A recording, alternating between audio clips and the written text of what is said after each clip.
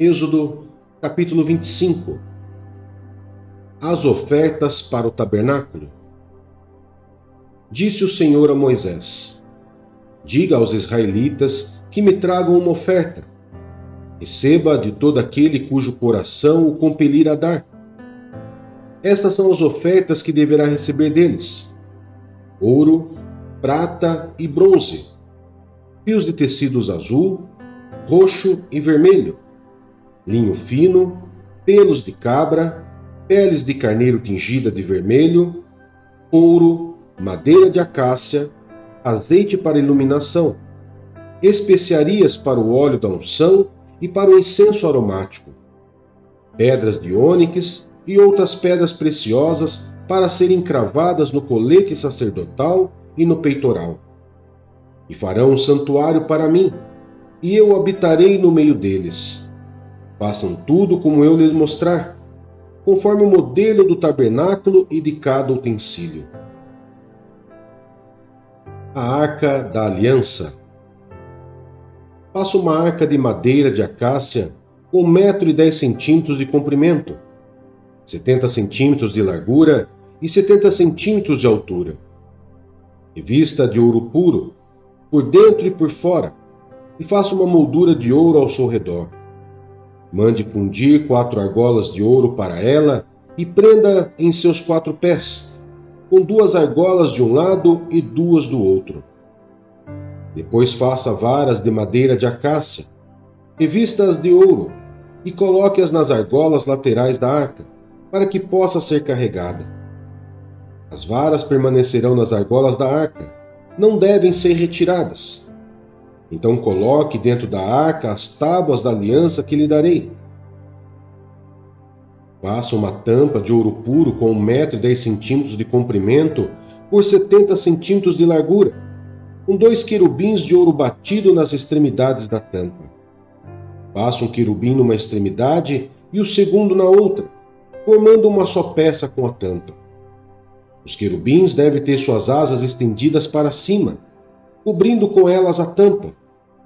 Ficarão de frente um para o outro, com o rosto voltado para a tampa. Coloque a tampa sobre a arca e dentro dela as tábuas da aliança que darei a você. Ali sobre a tampa, no meio dos 2 querubins que se encontram sobre a arca da aliança, eu me encontrarei com você e lhe darei todos os meus mandamentos destinados aos israelitas. A mesa e seus utensílios. Faça uma mesa de madeira de acácia com 90 centímetros de comprimento, 45 centímetros de largura e 70 centímetros de altura. Revista de ouro puro e faça uma moldura de ouro ao seu redor. Faça também ao seu redor uma borda com a largura de 4 dedos e uma moldura de ouro para esta borda. Faça 4 argolas de ouro para a mesa e prenda-as nos 4 cantos dela, onde estão os seus 4 pés. As argolas devem ser presas próximas da borda para que sustente as varas usadas para carregar a mesa. Faça as varas de madeira de acácia, revestindo-as de ouro. Com elas se carregará a mesa. Faça de ouro puro os seus pratos e o recipiente para o incenso, as suas tigelas e as bacias nas quais se derramam as ofertas de bebidas. Coloque sobre a mesa os pães da presença, para que estejam sempre diante de mim. O candelabro de ouro. Faça um candelabro de ouro puro e batido. O pedestal, a haste, as taças, as flores e os botões do candelabro formarão com ele uma só peça. 6 braços sairão do candelabro, 3 de um lado e 3 do outro. Haverá 3 taças com formato de flor de amêndoa num dos braços, cada uma com botão e flor, e 3 taças com formato de flor de amêndoa no braço seguinte, cada uma com botão e flor. Assim será com os 6 braços que saem do candelabro. Na haste do candelabro haverá 4 taças com formato de flor de amêndoa, cada uma com botão e flor. Haverá um botão debaixo de cada par dos 6 braços que saem do candelabro. Os braços com seus botões formarão uma só peça com o candelabro, tudo feito de ouro puro e batido. Faça-lhe também 7 lâmpadas e coloque-as nele para que iluminem a frente dele. Seus cortadores de pavio e seus apagadores serão de ouro puro. Com 35 quilos de ouro puro, faça o candelabro e todos esses utensílios. Tenha cuidado de fazê-lo segundo o modelo que lhe foi mostrado no monte.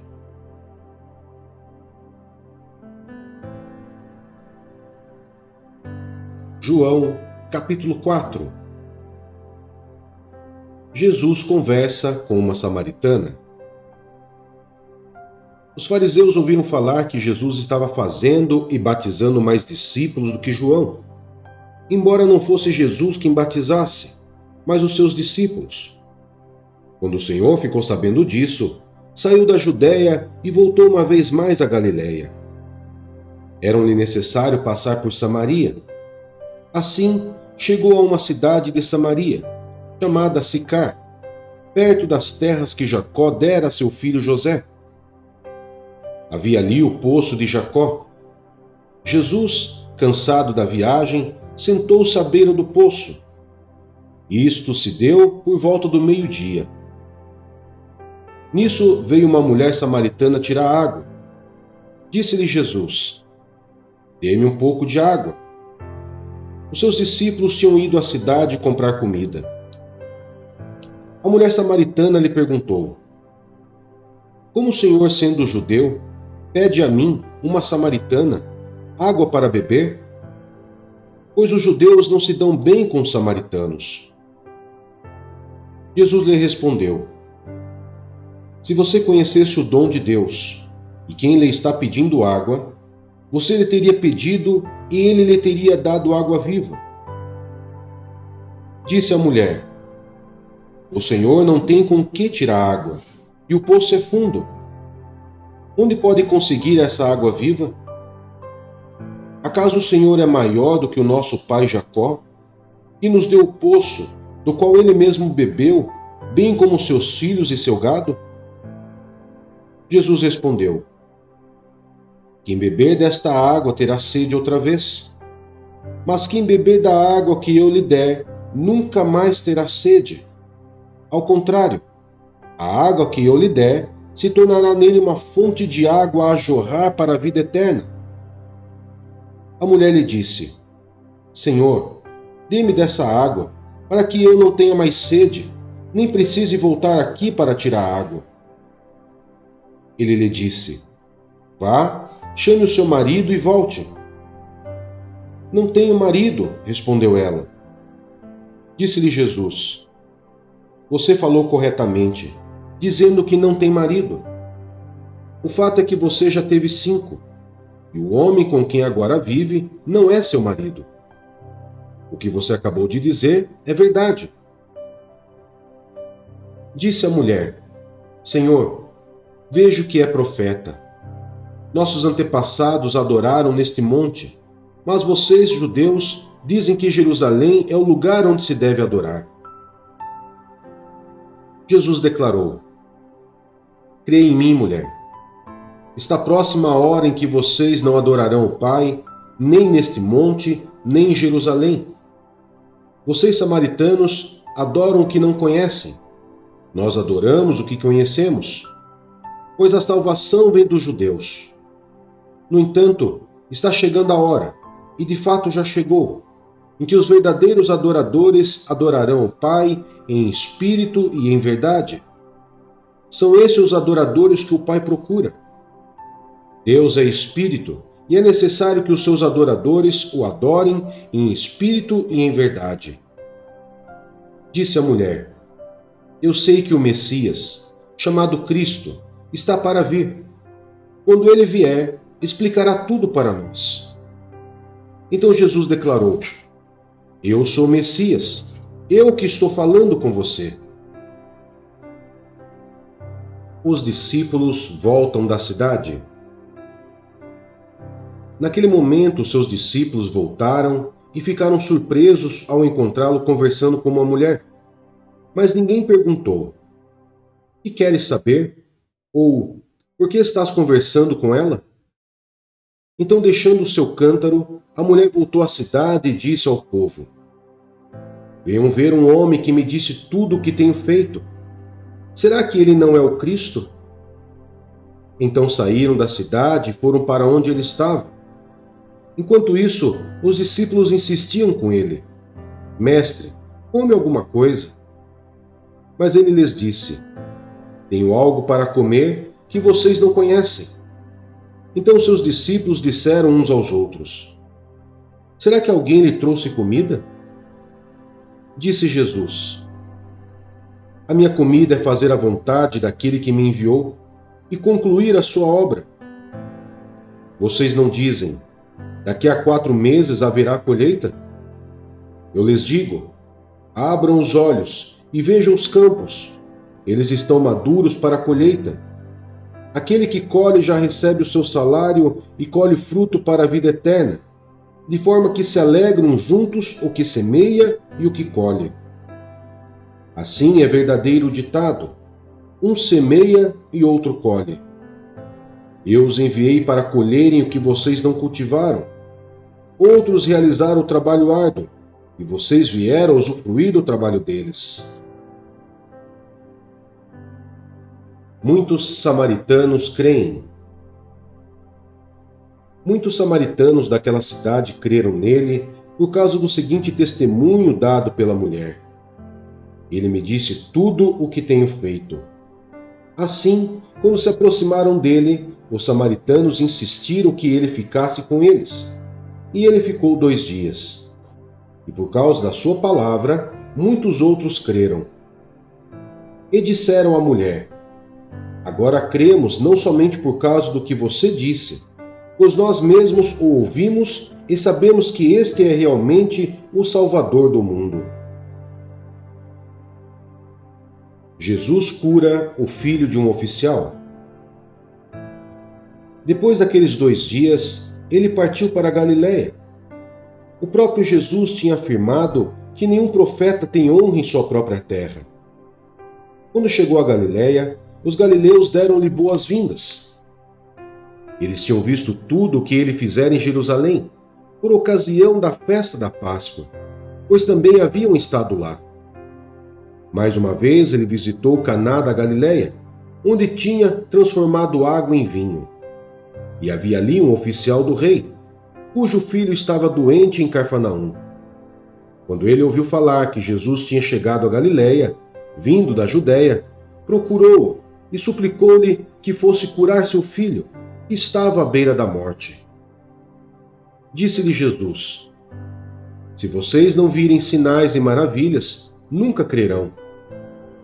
O oficial do rei disse: "Senhor, vem, antes que meu filho morra." Jesus respondeu: "Pode ir, o seu filho continuará vivo." O homem confiou na palavra de Jesus e partiu. Estando ele ainda a caminho, seus servos vieram ao seu encontro com notícias de que o menino estava vivo. Quando perguntou a que horas o seu filho tinha melhorado, eles lhe disseram: "A febre o deixou ontem, a 1 hora da tarde." Então o pai constatou que aquela fora exatamente a hora em que Jesus lhe dissera: "O seu filho continuará vivo." Assim, creram ele e todos os de sua casa. Esse foi o segundo sinal milagroso que Jesus realizou depois que veio da Judéia para a Galiléia.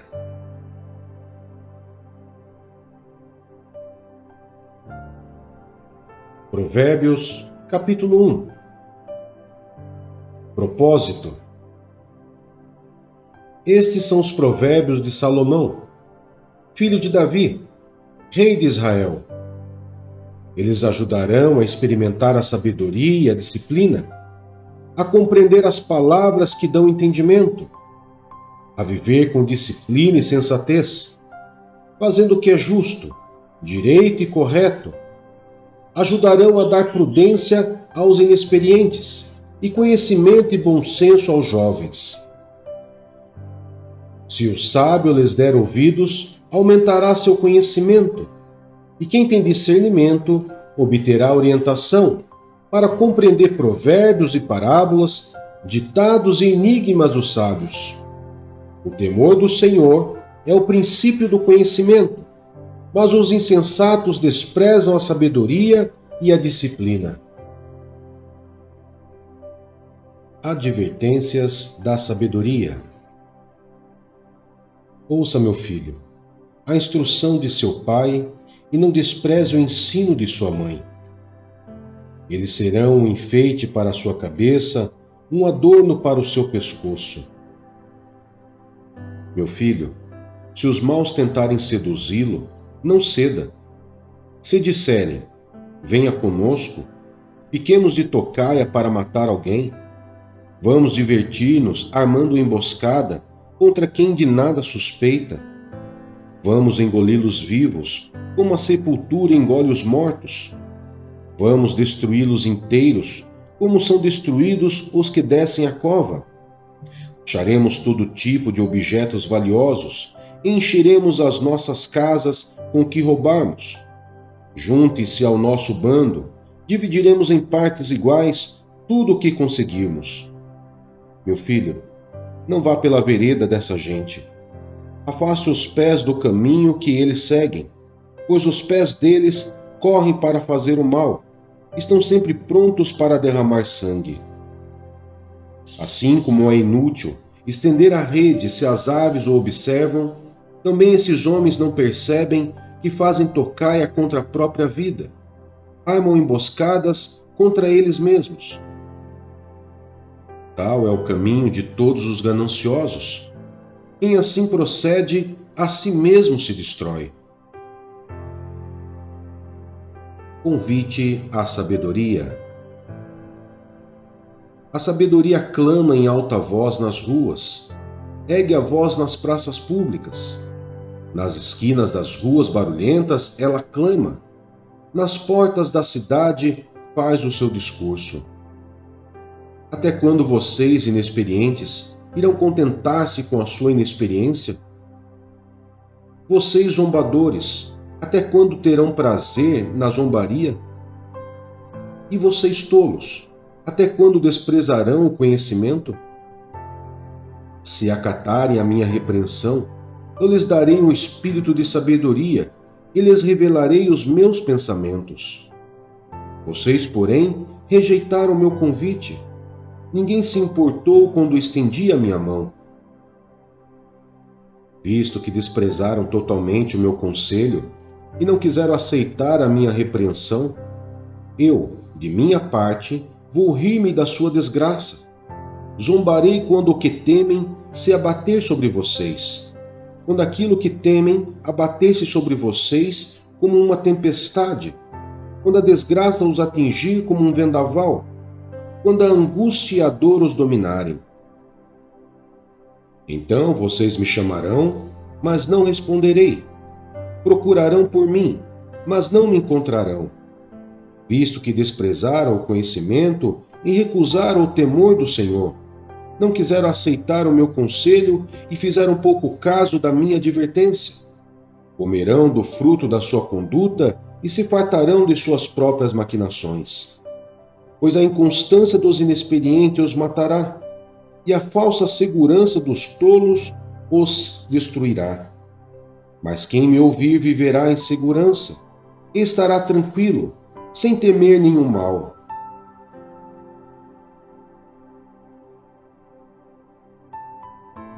Segunda Coríntios, capítulo 13.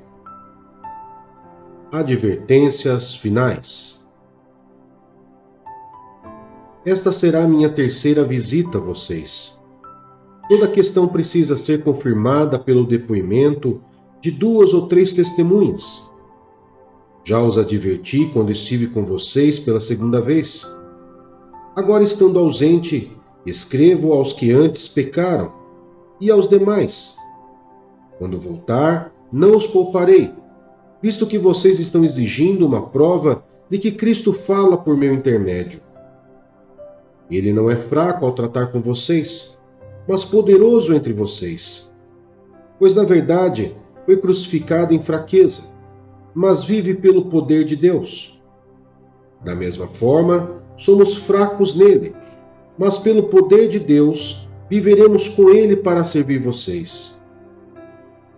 Examinem-se para ver se vocês estão na fé. Provem-se a si mesmos. Não percebem que Cristo Jesus está em vocês? A não ser que tenham sido reprovados. E espero que saibam que nós não fomos reprovados. Agora, oramos a Deus para que vocês não pratiquem mal algum, não para que os outros vejam que temos sido aprovados, mas para que vocês façam o que é certo, embora pareça que tenhamos falhado. Pois nada podemos contra a verdade, mas somente em favor da verdade. Ficamos alegres sempre que estamos fracos e vocês estão fortes. Nossa oração é que vocês sejam aperfeiçoados. Por isso escrevo estas coisas estando ausente, para que, quando eu for, não precise ser rigoroso no uso da autoridade que o Senhor me deu para edificá-los, e não para destruí-los. Saudações finais. Sem mais, irmãos, despeço-me de vocês. Procurem aperfeiçoar-se, exortem-se mutuamente, tenham um só pensamento, vivam em paz, e o Deus de amor e paz estará com vocês. Saudem uns aos outros com beijo santo. Todos os santos lhes enviam saudações. A graça do Senhor Jesus Cristo, o amor de Deus e a comunhão do Espírito Santo sejam com todos vocês.